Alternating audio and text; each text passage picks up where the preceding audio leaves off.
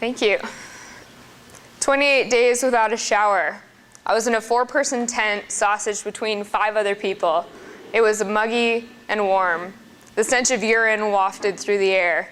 I hadn't moved more than a 10-foot radius in 3 days. We started out with just 4 people, but we obtained 2 refugees around 3 a.m. of our first night there as a result of Tent Group 3's excellent decision to camp below the highest flood line on the beach, which had been ravenously consumed by the ocean. Rain pounded on the plastic. Sand had migrated to my sleeping bag and in between my toes, which is far less pleasant when you don't want it there. Everything was wet. Peeking out from the tent, I could see a washed-out beach and thrashing waves on shore. It was dark, but even in the storm, one didn't need a flashlight. It was light 24/7 at this time of year. What brought me here? I reflected. 50 miles on foot through the Chugach mountain range with countless feet of elevation gain and loss, and nearly 300 nautical miles with a paddle through Prince William Sound. Snow-capped peaks and lush green valleys with great glacial lakes. That one mountain goat that followed us for about 3 days, we named her Phyllis. Then serene coastlines, icebergs the size of minibuses, playful sea lions that got a little too friendly with our kayaks. That salmon I finally reeled in for the most delicious meal we'd had in weeks. This was the adventure that had painted my last 4 weeks. This was the brave, bold Alaskan wilderness. So why was I here, cramped in a dark, damp little tent filled with too many tent mates, not enough food, and all sorts of bodily smells that made the nose shrivel? You could say that it was a direct cause of the sea storm preventing us from making a 5-mile passage across due to 12-foot high waves. But I wasn't where I was because of a storm when I really thought about it. Because I wasn't just stuck in a crowded tent in a storm on an Alaskan beach without a shower for a month. I was on an adventure. I'd say what brought me there and what brings me back every time is a love of nature and a love of wilderness. And it's that desire to keep coming back to nature that makes me want to have somewhere to come back to in the first place. There's a web of events that cause me to feel this way, and there's a reason I feel connected to nature. The challenges along the way make for great stories for sure, but it's being able to learn from the landscape. The connections and relationships that occur in the environment can provide great lessons. So I can give you a little background about me. I certainly never thought growing up that I'd end up in a big storm while camping on the Alaskan wilderness coastline. I hail from the great state of Indiana, the land of corn, soybeans, and cows, but grew up in downtown Indianapolis, which is a highly developed metropolitan area. I think I inherently felt connected to nature as a kid. I always enjoyed playtime outdoors, flipping over rocks to see what bugs were underneath them, playing in my friends' creeks, catching crawdads. But honestly, I lived a pretty concrete city life. I grew up within 5 minutes of a grocery store, movie theater, ice cream shop, maybe some Starbucks, anything we needed. My family isn't particularly outdoorsy, so going to parks and summer camp was the only time I got a glimpse of the great outdoors. But even then, you might not have expected me to end up as such an outdoorsman. I certainly didn't think so when I was a prep. But then again, you'd be surprised how your interests and actions today can land you in some pretty interesting wild places and adventures tomorrow. So I think my connection to nature was always there, but it wasn't until high school that it became really pronounced. I spent the first 1.5 years of boarding school in upstate New York at an all-girls school called Emma Willard. After the first year, I decided it wasn't for me, which is when I applied to Hotchkiss. I had a thirst for knowledge, adventure, and something new. In the meantime, however, I wanted something different and sooner. So I decided very last minute to sign up for the Rocky Mountain semester. I really had very little idea of what I was signing up for, but I was about to find out. Some of you may have heard of this program already. It is a semester-long program in Colorado with 3 2-week-long backpacking trips, and Hotchkiss typically sends a few students each semester. So in late January of my sophomore year, I headed out to the Rockies. I had just turned 15, was very smallish, had fairly little athletic ability, but a lot of drive. Within 3 days of arriving at our base camp in Leadville, they had us unpacked, acquainted, repacked with 50-pound packs, and driven out to southwest Utah. I was on an adventure. This is what I needed. My first day included a hike along a canyon rim and a 1,000-foot descent into a canyon called Dark Canyon. While this name seems somewhat bleak, you'd be surprised at some of the absurdly intimidating names canyons have. This past summer, for example, I went out to a region in Utah that had a Carcass Canyon, Phipps Death Hollow, Scorpion Wilderness, Death Ridge Wilderness, and Devil's Garden Wilderness. All of those were on the exact same map. Needless to say, Southwest Utah is a pretty wild place. So back at the top of Dark Canyon, there was still snow on the ground. I was pretty cold. My pack weighed nearly half of my weight, and my shoulders began to feel like they had been drilled on with jackhammers. Descending into the canyon was steep, and I can remember thinking I might fall off the cliffside and that would be the end of me. I felt in that moment what I later felt in that cramped, stuffy tent in Alaska during that storm. What did I get myself into? Why am I here? But I looked around a little more, and the landscape started to speak to me. It told me stories about itself. I saw beautiful, expansive canyons with years and years of geological history. I saw cryptobiotic soil, which is this really crazy, cool, living, growing soil that has microorganisms living in symbiosis. I saw no people other than my fellow peers for 14 days. Without people to distract me, I could finally hear, see, and experience what nature has to offer and tell. It was a powerful experience. And that's when I really drew connected to conservation. Throughout this semester, I studied natural sciences, American Western history, and outdoor ethics. We would often have class outside in the woods, mountains, and canyons, and classes were interactively tied to the landscape. Imagine learning about the great settlers of the West while in a deserted wilderness that they had to cross. Luckily, unlike the Oregon Trail game online that I used to play in class growing up, death was not the result of every choice you took. I don't know if any of you have played that game, but we played that a lot in school. But learning in the environment that I was taught about was a pretty cool experience. I think that it was there that I really developed my passion and appreciation for the surrounding ecosystem and my passion for conservation. I learned my passion for the outdoors right away in the experience of these trips, but at the same time I was learning about the world on an intellectual level. Learning about the environment, that it's not just a single entity, but a bunch of relationships and connections. Many different experiences, like my outdoors experience, the ruggedness of the whole thing and the hands-on learning all weave together to provide me with a better understanding of how these connections work in sync. So I was asked to come here tonight to speak about my experiences as a young person involved in environmental work. When thinking about how to bring these experiences to you in a relevant way, I was trying to think about how all of my environmental experiences link together. Upon some reflection, I discovered a pretty significant theme, and it was connection itself. For me, in the world of conservation, the key to success, and the success of my efforts, has been to build a connection between the environmental cause and the community. I've spent time in nature and learned hands-on why it is valuable. But I think it's pretty hard for people to appreciate and therefore care about and protect something that they've never seen, felt, or experienced.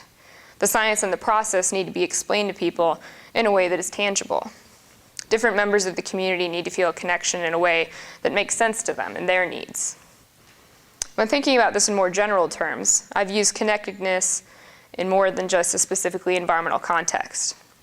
I connected my passions to my education and my goals long term. This allowed me to learn more and reach out to the community. The more connections I've made, the better things have worked out for me. The idea of connecting my education in conservation and sustainability to my actions in the community is something that I tried to expand in my time at Davidson College. I felt it was powerful and successful even on a small scale at Hotchkiss. At Davidson, I majored in biology and spent a majority of the time there in my major in conservation and ecology-based courses. Towards the end of my biology degree, I designed a research project and got a grant through the school to fund a 13-week study on the effects of land use patterns on pollinator biodiversity using an ArcGIS mapping program and field-based macrophotography. Now, I see some eyes might have glazed over in that last part, and that's the point. Science and research can be pretty complicated sometimes.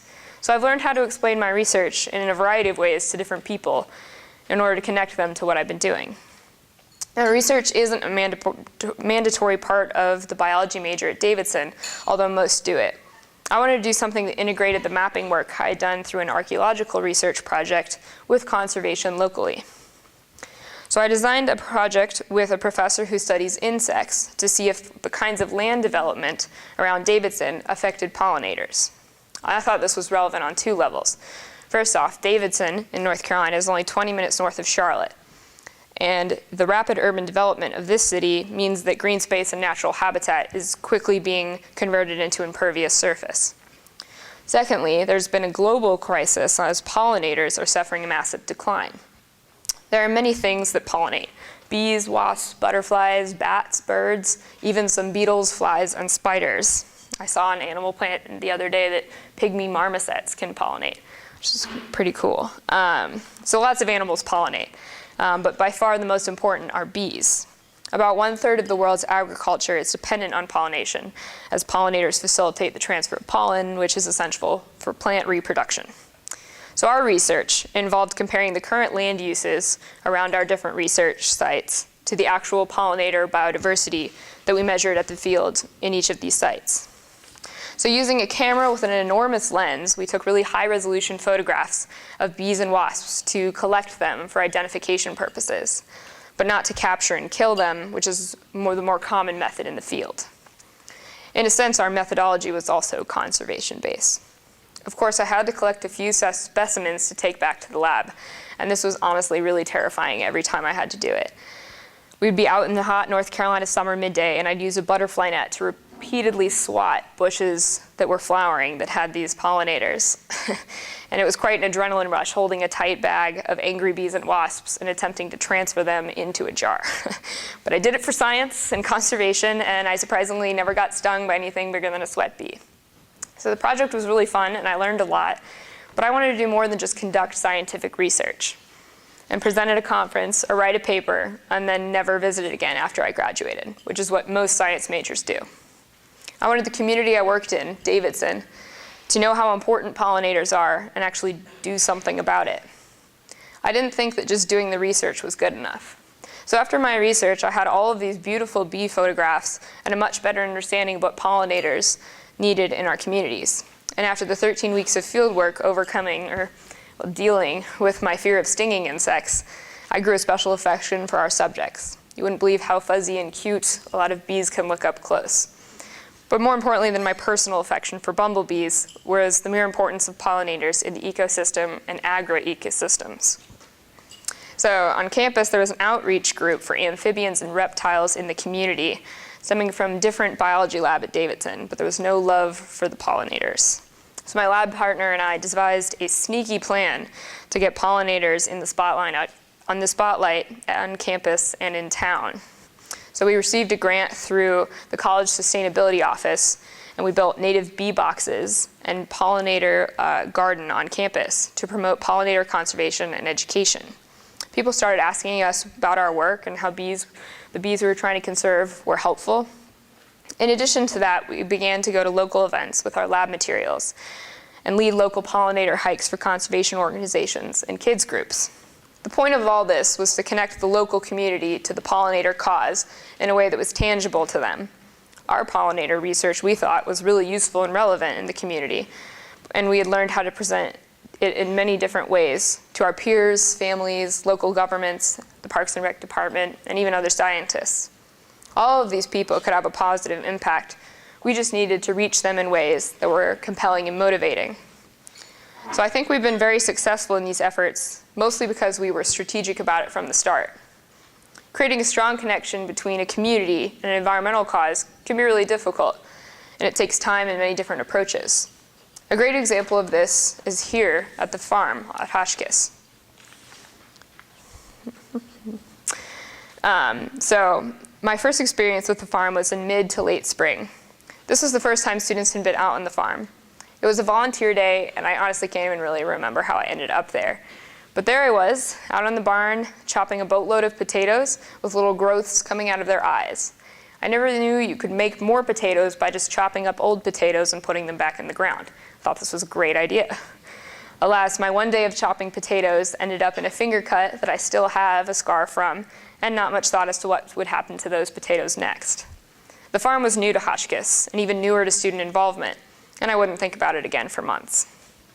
During that summer, potatoes far from my mind, I did a women's engineering program at MIT, which I loved only because I figured out how much I really hated engineering. High school is a great time to try new things. You'll find out things that you thought you'd like that you really don't, and things that you thought you'd hate that you actually really love. So I could do the math at MIT, but nature calls to me way more than computer programming did. So back on campus in the fall of my senior year, I had the dilemma I had every year. All the sports I play are in the spring: golf, ultimate frisbee, and softball. So I signed up for this cool new sport, the farm. I'm signing up thinking, you're saying I can ride a tractor, use an axe and a swing blade to hike, to cut down invasive plants and wade through the swamp, and you're gonna call that a sport and give me sports credit. I was thinking this is awesome, so I definitely signed up right away. And a pair of muck moots and a pair of tan Carhartts later, I was joined by a ragtag team of fall season nonners. That first year, there were 3 seniors, 2 preps, and Mr. Noise. Alongside me was my hipster Quebecois sailor friend, JJ, my South Korean fishing buddy, Tommy Jung, who had a year-round sunglasses tan from tennis season, and 2 of my proctees. I wanted to be in the dirt in the woods, and the rest of the group just needed a fall sports credit. So one of our first days out on the farm, Mr. Noise turns to us and says, "Today we're going to start harvesting the potatoes." Potatoes. I remembered these potatoes. These were the same potatoes I had chopped up months earlier and never thought of again. I'm going to be picking them now. I thought that was pretty cool. So we went out to look at the fields. It was the first time any of us had ever farmed anything. I didn't know how to harvest potatoes. We looked at the ground. Well, where are they? Are they on the plants growing on top? Are they sitting on the ground like squash? Upon examination, neither. You would have think this would have been obvious where they were, but it wasn't at the time. Eventually, Mr. Noise revealed to us that you have to plow them up from underground, a process which conveniently disconnects them from the soil. So all you have to do is follow the tractor and pick them off the freshly tilled ground. So I was at the helm of the tractor with my friend Tommy Jung standing on the plow tiller to weight it down. I laughed in disbelief that this was really what we were doing. The 5 of us, we became farmers that day. Prep school kids piled on a tractor and picking potatoes. That was pretty funny. We all thought we were pretty cool to be driving around tractors and picking potatoes. And it was pretty cool. We unearthed hundreds of potatoes that day. We had never thought about the strategy, care, and hard work that it takes to grow food. That is something really meaningful right there. There's some intrinsic value and benefit in eating something that you know exactly how it was farmed and where it came from. I think there's a certain level of pride in it too. The best part of all of this is that we then got to eat the potatoes. I'm a big fan of food, and this prospect excited me greatly. We tried very hard to get the dining hall to take our potatoes that first year, but before the brilliant work of Andy Cox and others, we struggled to find what to do with the potatoes. I had a great solution myself. I regularly took some home with me to the 3rd floor of Bissell and made my girls a fresh cooked feast of home fries with cheddar cheese and Italian spices. It was delicious. In an effort to get that motherly Proctor love and to prove the extent of my labors for them, I told my girls, "Hey, I planted these potatoes months ago, and today I pulled them from the earth, and this evening I have cooked them for you." And we feasted, and it was delicious, as many of you now do in the dining hall with the food, as we did tonight. We had a strong connection to those potatoes. For me, it was the ability to connect my actions to the result. And for my proctees, even though only 2 of them were actually out on the farm doing work, they were connected to the farm through the food that they were eating. They knew that their peers had harvested it for them and that it was grown on Hotchkiss soil. It was a nascent program in that first year, so the community connection to the farm, from farm to main campus, extended little more than 5 farm goers and my hall of proctees. Now, all of you have experienced the farm, and many of you will spend time there on a regular basis. The students working the land connect Hotchkiss to the farm, and the food provided to the dining hall in turn connects the farm back to Hotchkiss. It's a brilliant relationship. It's the ability to connect the concept of sustainability by learning about it in classrooms or advocating for it in organizations to the action of actually doing it, actually being sustainable, not just talking about it. Living sustainably, I think, can come in many forms. It's about talking and then actually doing, connecting people to the cause. This is something I've felt is especially important and relevant in the work I'm doing now. I have a research fellowship for a year with a land trust in North Carolina. I'm working under the umbrella of two organizations in Charlotte. The first is the Catawba Lands Conservancy, which is a land trust that conserves land and oversees the stewardship of properties and conservation. And second, a separate nonprofit that is housed under this land trust is the Carolina Thread Trail, where I do most of my work. This organization is a trail building and stewardship group that envisioned an enormous trail network connecting 15 counties, including all of the major cities and towns, with Charlotte as its central nexus. There are currently over 135 miles open to the public, and the Thread Trail is planning on having over 1,500 miles upon completion. This trail is a regional collaboration involving local governments, businesses, community groups, and the region's land trusts. Community is the essence of this project. It's connecting everyone together for a common goal that benefits people in many different ways. The key to getting everyone on board for a project like this is to build connections in relevant ways. There are many reasons people want to have conserved land and built trail. I want you to think for a moment why you may want to have conserved land or trail or open space. Maybe it's a property nearby your home, or maybe it's just open space in general.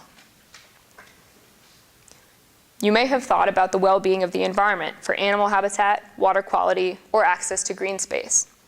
Maybe you want to have a place to exercise or stay healthy. Perhaps you thought of a specific place to preserve its heritage or maintain farming status.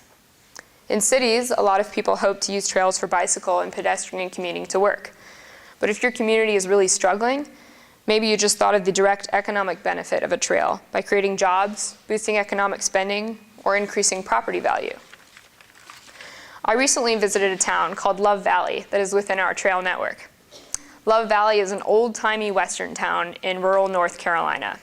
No motorized vehicles are allowed on the main street, but you can ride in your horse on the dirt road and tie it up to the hitching posts on the wooden boardwalk lining the streets. They have a saloon and a sheriff's office. People walk around here with spurs on their boots, cowboy hats, and pistols in their belt holders. Some guy even yodeled for me during an interview. It was bizarre visiting this place as a part of our trail system. I went up there to talk to the business owners in town about the impact of the trail. And to my surprise, these people had a real appreciation for it. They said it brought in business and helped run the local economy. These folks weren't eco-warriors, but they saw the economic benefits that the natural surface trail had in their town.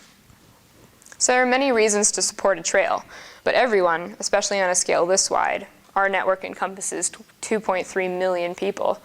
Everyone has different priorities, and this is often the case with environmental initiatives. Things can easily break down when advocates of a cause have different priorities or a point of view. And while it can be cumbersome to get communities together, communities are also a huge part of the solution. The goal of the organization I work for now is as much to build trail as it is to bring communities together, despite their different priorities. People often support the environment in many different ways, and when it comes to conserving land, people tie their different stories to the same places, and they share a common love and reverence for the land. I connect the work I do on a daily basis, which is determining the economic impact of our trails, to a larger organization and a larger mission. The mission is then able to move out within the community. The more people feel that conservation directly improves their lives, the more people will get involved as donors, volunteers, advocates, and activists. And this is certainly the case with me. The more I feel connected to the cause, the more I've gotten involved. I've gone from an advocate to a volunteer to a professional. For me, the connections and passions I'm working on today will position me for a better future, just as my actions of the past have led me here today. Next year, I'll be continuing my education at Duke's Nicholas School for the Environment. And there, I plan to have different hands-on experience and skills that will enable me to be a dynamic environmental professional. When you graduate from college, you get used to doing a lot of planning and being strategic about your life. But it starts now. Think about what gets you fired up. Following that will lead you down some pretty interesting and well-worthy paths. So I'd like to leave you this evening with a few things. The building connection is useful and rewarding, both in the present moment by making connections within your activities and organizations, and by building on previous experiences to make your passions become something that weaves together throughout your experiences. The Rocky Mountain semester connected me to a passion for nature and learning. Fairfield Farms connected me to the action of sustainability. Davidson helped me get involved in the scientific community and the local community. And my current role in the Land Trust and this graduate degree will aid me in becoming more successful in my future endeavors. Together, all of these things have connected together with an environmental theme of conservation, stewardship, and advocacy. And in the end, all of this simply stems from a passion and a willingness to pursue that passion at every step along the way. Thank you.